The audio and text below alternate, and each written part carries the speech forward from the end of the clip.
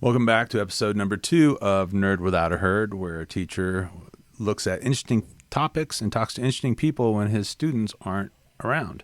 And today we have, as our guests, students. So I guess I do have a bit of a herd today. And with us, we have currently 4 students. We have a few more joining us. Deven, go ahead and introduce yourself. Hi, my name is Devin Watts, and I come from Canyon Ridge High School. Currently, I am a junior. Priscilla? Hi, I'm Priscilla Arreola, and I go to Oak Hills High School as a junior. And Sara. Hi, I'm Sara Magaziotis. I am attending Oak Hills High School, and I am a sophomore. All right, so the topic we're going to talk about today, obviously, is education in this age of coronavirus and being at home and online learning. And one of the things that's really difficult as an educator is we get together, professionals a lot, and we try to figure out what's best for students.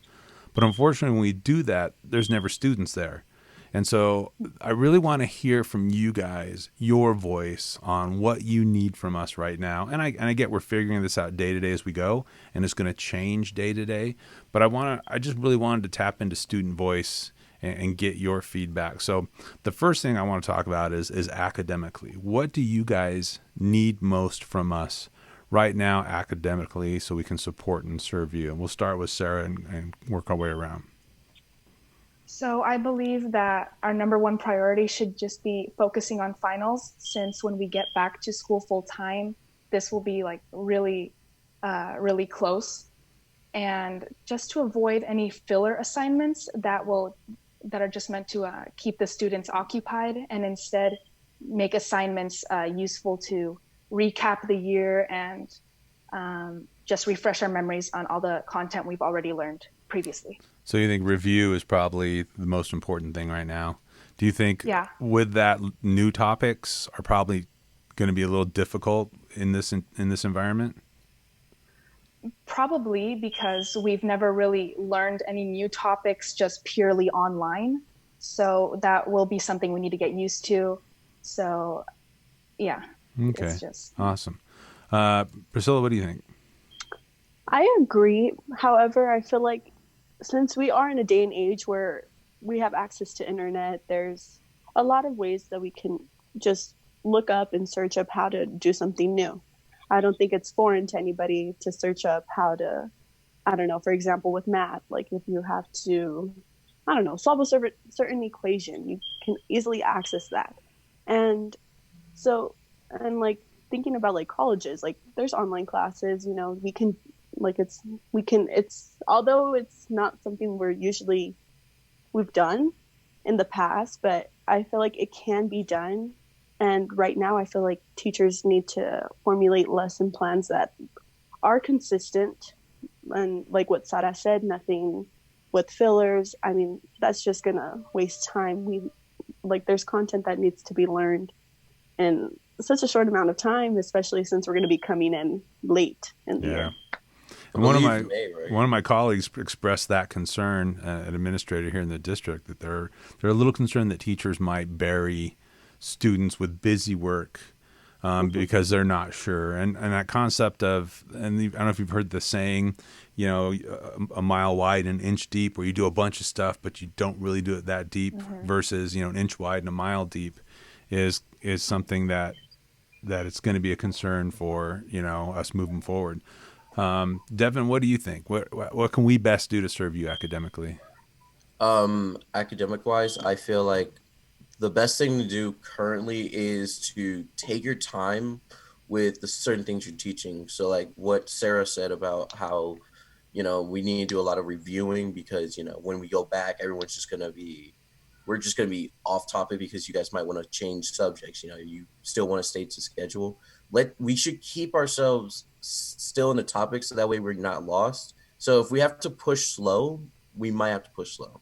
If we need, I don't think there's a necessary to push fast because like Canyon Ridge, the best thing I loved was how interactive we can get with the teachers and how well we were able to work with the teachers, ask for help, if we had any concerns. But with the online learning, it's a little bit harder now because we only have so much time limited to how much we can communicate. So if we keep ourselves at a really slow but good pace, we should be fine, and the work shouldn't it shouldn't be a concern to the students.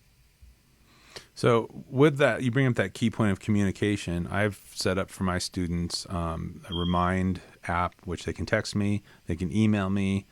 I let them contact me on Instagram. So it's basically like however you want to get a hold of me. If you get a hold of me, I'll take care, answer your question, do a screencast real quick. So what we are going to have, though, is we're going to have a couple of us are going to have dedicated office hours, like for 2 hours a day, where we're going to have a Zoom meeting like this, and students can just pop in and pop out. What do you guys, what methods of communication do you think you guys and your peers will respond to best? Let's start with Priscilla on this one. Well, personally, a lot of my teachers do have Remind, and I find it's a quick and easy way, especially since we're all on our phones. Well, not 24/7, but it's an easier way to access. Excuse me. That's all right. My lights are about to go out here in a second. So, I definitely think Remind is the best choice. But however, I've never used Zoom before, and I feel like it's really good because you have that face to face. Well, not necessarily face to face, but you get to see the teacher or the admin, whoever you're speaking to, like directly in front of you. Yeah. So I feel like it's a new way to. Well, and the funny contact. thing about this is, like, I would say that as a teacher, I think I respond to body language more than questions. Mm-hmm. I can tell by my students the look on their face if they understand something or not most of the time. And so this is a nice environment because if I see them while they're asking me the question, I think I'll be better prepared to answer it than just if it's text-based with Remind. But Remind is quick. So, Sarah, what about you? What form of communication do you see as an effective tool? Yeah, I mainly agree with Priscilla because although Remind is really quick and just very convenient to have on a handheld device like a phone, you won't really get that same interaction than seeing the person, hearing their voice. So I really like Zoom and Google Meet, which I used yesterday. So just anything that involves face-to-face, interactions. And voice the fancy calling. word is synchronous. So synchronous versus asynchronous. Asynchronous means it's just, one way. Deven, what about you? What tools do you see as effective for you and your peers? Right now, Zoom's been working, and also because I'm able to communicate with Mr. D, and all of the other students, so we can at least still be in contact and talk with another. And if we still need to ask Mr. D questions, we use Discord because we're all it's a gaming chat app, and Mr. D is a gamer, so he has one too, and we're all together, we're on our circle, we're on our group, so that way we're never lost in the loop. Instagram, I don't know if that's an effective tool because, well, I mean, you can live chat with each other, but most people don't prefer to probably talk to their teachers. Yeah.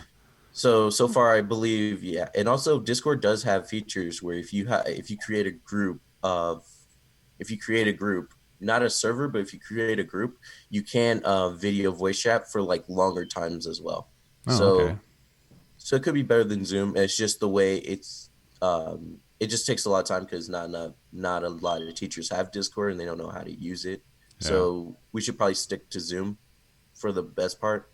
I'm just afraid of, because Mr. D has told me with the method that they might change to the Zoom method because people. My lights went out. I heard that there was going to be there was a fear of kids abusing Zoom to start just chatting with each other. But I would say at this time, I mean, what's wrong with that? You guys can't go hang out. I mean, what's wrong with the video chatting with each other? Which kind of leads me to the second big question. How do we best serve you personally, socially, and emotionally right now? These are scary times. So what can we do? I know we're not therapists or psychologists, and I don't mean that, but I feel like face-to-face interaction, letting you guys know everything's going to be all right, letting you guys know we're going to work through this, that we're here to serve you guys. I just feel like anything we can do to kind of add stability is important. So let's start with Deven on this one. What do you think we can best do as teachers, students, or admin to serve you guys personally, socially, and emotionally? I think when it comes to this, having these video calls and just asking us personal questions like, Hey, before we begin, how you feeling right now? How you doing? How's it going? How's it been for the past weeks? How are you feeling about the whole virus situation? How do you feel about, what's going through your mindset right now? How do you, and also asking them, how can we also help? So it's just mostly just being there and talking to them is always the best way. Okay. Priscilla? Um, I feel like the question before this goes hand in hand, like how to communicate. Yeah. And I definitely feel like Zoom, even though it's my first time, I feel like it's a beneficial way to help students personally, socially, and emotionally, just because, once again, you're seeing the face expressions that they have. Whereas on a text message, you can say, "Oh, how are you guys doing today?" You can easily lie and say, Yeah. "Oh, I'm doing okay." Because me personally, I have not. I mean, I've had a few days myself where I guess just being stuck inside, I kind of feel like trapped, and I guess like I'm a social bug. I like to communicate with people. So this way, I feel like it's helping me just kind of like express what I feel, and like if teachers do this, it's gonna help tremendously. Just because there's gonna be other students who we're not alone in this, is what I'm saying. Yeah. So with everybody communicating and agreeing, you feel like okay, like we're a group. We're all because I feel like right now without any communication everybody kind of just feels just trapped and just I Yeah. don't know what to do. So Well, definitely Zoom. it's funny because like this is a serious topic, obviously, but if Devin could attest to my classroom, I'm not a very serious teacher. I'm a goofball. And so I've been intentionally sending out goofy things to my students and posting them on Google Classroom. I've got more responses from the goofy stuff than from any of the academic stuff. But I kind of feel like if I can make even one student laugh, even if it's laughing at me, I'm fine with that. It's just, I feel like laughter and communication and hope, because I've had up and down days too. Like I had one day where like, because I'm my age group, I'm 51. It's a little bit more serious than it is for you guys, and so it's tough. And I think, like you said, together as teachers, we're kind of wired to serve students, and that's why I came up with the title of Nerd Without a Herd, because I was down here one day nerding out on all the stuff I got, but I was like, oh, I wish my students were here. We could build this, we could do that. Oh, if I wish I could show them this. And it is a weird place as a teacher to be, because you don't realize how much of a social creature you are until your kids are gone and you miss them. And they're like my family, because my own kids are grown, you know. Sarah, what about you? What do you think we can do to serve you guys socially, emotionally, or personally? I feel like it's important for the staff and students to reestablish that bond that we had before this whole quarantine thing, because I personally really miss my teachers and like all of my peers. So I think just having these voice meetings and calls and just um, bonding with each other, kind of, and talking with like giving each other advice through this, that would really help us to not feel totally alienated from school and from our peers and friends, and just normal conversation to make us feel like that everything is normal again somewhat. So, do you like the idea of teachers having office hours where, at given a certain time of day, you can kind of drop in and out of a Zoom meeting like this and just, talk to them real quick, even if it was just checking in? Yeah, definitely, because it's always a period where these teachers are available, so that if you ever have a concern, that you can just go to them and they will be there for this amount of time. Okay. Awesome. Do you mind if I ask you guys, and you can choose to answer this or not? I won't go around the horn on this one. Are you, how concerned, afraid, worried are you guys? Um, who you want to I'm just going to throw that one out there because you may not want, yeah. that may be too personal, and I don't want to force Oh, someone no, to. no, no, no. It's fine. It's fine for me. So my concerns is basically, I'm just worried about any of us, because I feel like this whole school's just been a nice family to me. So I'm mostly concerned about everyone else getting it. All the friends I've made, all the teachers I've respected and I've been friends with, and if you guys get contacted with it, that would honestly suck. Um, I wish you guys the best, and I hope you guys do not contact this virus at all. Well, we had a Zoom meeting yesterday, and I can tell you that the staff is being extremely careful. We are all quarantining and taking it very serious. No one's being reckless or careless, from what I can see. What about ladies? Any of you want to address that? Yeah, I'll go ahead. Initially, not gonna lie, I was just thinking, okay, it's something that'll pass over. But as time is progressing, I'm noticing that it's more, crazier than I thought it was. And now I am concerned. I just know how students can be. Like us being teenagers, everybody wants to go out. They don't care. They'll break rules. And so, just along with Deven said, like, I just hope people, see the matter in a more, I don't know, precautious way, and actually, listen to the news and just kind of stay indoors. And that's what I'm doing. My parents, they just said, hey, you got to stay in. And I'm like, but And there's really nowhere to go right now anyway. I know. I mean, first of all, there's not a whole lot of places going to the desert, and that's a whole nother topic for another.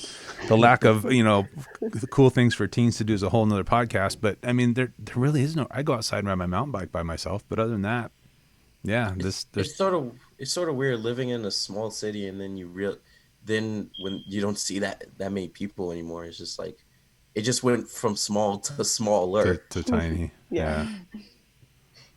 Sarah, do you want to talk personally, oh yeah, sorry. I'm just a bit concerned for like all the older people in my family, because some of them are actually still working, and it's just kind of scary to realize, this can actually affect them. I don't really see it myself because I'm younger, but this strain is mutating to affect younger people as well. So I think everybody should just be cautious, like Deven and Priscilla said, that nobody is invincible. So we should all be taking precautions, because even if we don't get sick or feel any of the pain, we can transmit it to somebody else that it will affect. Yeah, and I'm pretty safe up here, quarantined. But my oldest son, he lives in Los Angeles, and he's a restaurant manager, and his bosses have chosen to keep his restaurant open. And he got sick the other day, really bad sore throat, and that was a little scary. The doctor told me he thinks it's just strep. It's probably not coronavirus, and they won't test until he has like 104 fever or something ridiculous. But yeah, it's a little scary. I don't really know anyone yet who has it personally, and I think when that happens, that's going to wake a lot of people up. So this last question is the toughest one. How can we best prepare you for the future? And right now, that's nebulous, because we don't know what the future of our nation's going to look like, with college and jobs and finances and all that. So I guess my question is, do you want your teachers with assignments and other things to focus on what's happening now and the weirdness and the virus and all of that? Or do you want us to start kind of looking out ahead and be like, okay, remember, at some point you're going to be going into college or into the military or into the workplace. And so let's kind of focus on that. So I'm not sure how to, as a teacher right now, to support my students with concept of the future. Do you guys have any thoughts on that? We'll start with Priscilla on this one. Oh. Go ahead. Let's not. Sarah? No. That's okay. Because I thought it was like a free for all here. So. Okay. I don't know. It's pretty. I'm just kind of like on the edge of this one, because I feel like it is important to keep the students informed on what's going on, like the virus and things like that. That way they don't, just go inside their head and just do whatever. But then again, I feel it's important to mention future stages that they'll be hitting, because you want to give your students hope.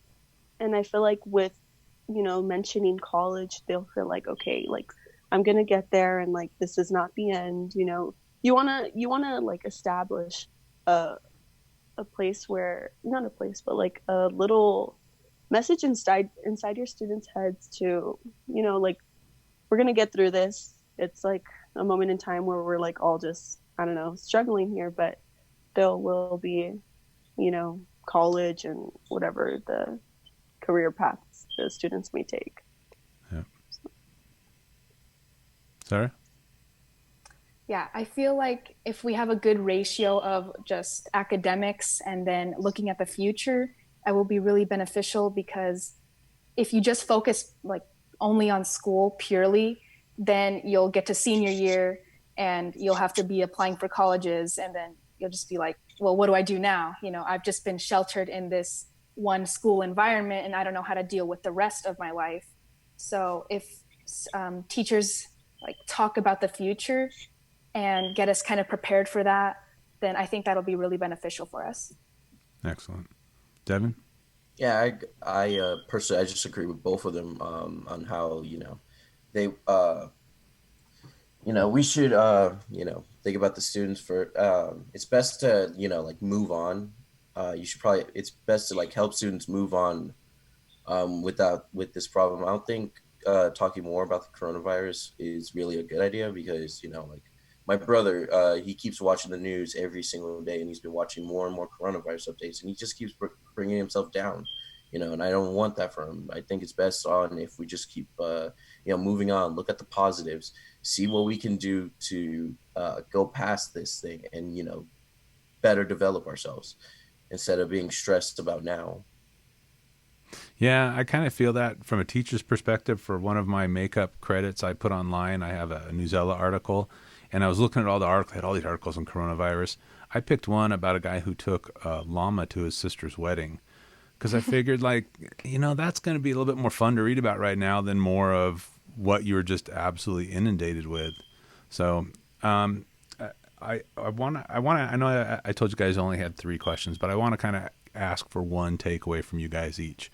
I want to know, just like, to your teachers, to your principals, to the district office, whoever, there's a lot of us who are really invested in trying to figure this out with you guys and for you guys. What kind of final message do you have? And we'll start with Sarah and we'll work our way around. So I feel like we can use this as a good learning experience, because now we know that we always have to be prepared with lesson plans or just any material to be giving out if something like this were to happen again. And I'd say this is not the end of the world, and we can always find a way to make things work. So nice. I appreciate that. Priscilla? I feel like the main message here to gather from all this is to keep an open mind. In life, in general, not everything is going to go as planned. And I feel like this is a big example of, to see that, and especially for everybody else. Like, it's just, like another characteristic to add on yourself. You know what? Like, you got to keep an open mind. Like, we can do this. There's other ways. There's not just one way to do something. And that comes like with the academics. There's different ways, different routes that you can take to, take in all the content. So just definitely keeping an open mind. I appreciate that. Deven? If there's one final message I could give, it would be that, this is not the time to start putting our heads down. This is the time we start tying up our shoelaces and start moving forward. We just in the quote of Meet the Robinsons, keep moving forward. Keep going to your dreams and never give up. This is not the time.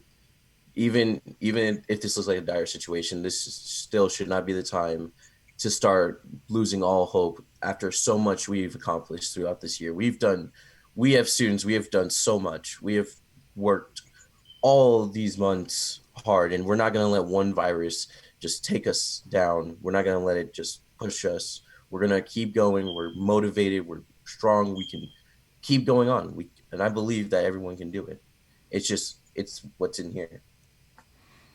I would, for my final word, I'm going to kind of leave the topic a little bit. And as a high school teacher, I often have people when they meet me and they hear like, oh, you're a high school teacher. You work with kids today. I hope all those people watch this vlogcast and they see how amazing you guys are, because you guys truly are amazing. And it's a great blessing in my life to be able to do what I do and to work with the kids I work with. I'm getting emotional, but I don't care. I love my students and I love my job, and I believe in your generation and I believe in your voices. And I think this just illustrates that. So on behalf of Nerd Without a Herd, I thank you guys so much. This has been enlightening, and it's been nice to meet you two ladies. You don't even go to my school, and it's been wonderful to talk to you guys. And take care, be safe, and we will get through this. So this is Mr. Kleber signing off. Thank you for watching and listening.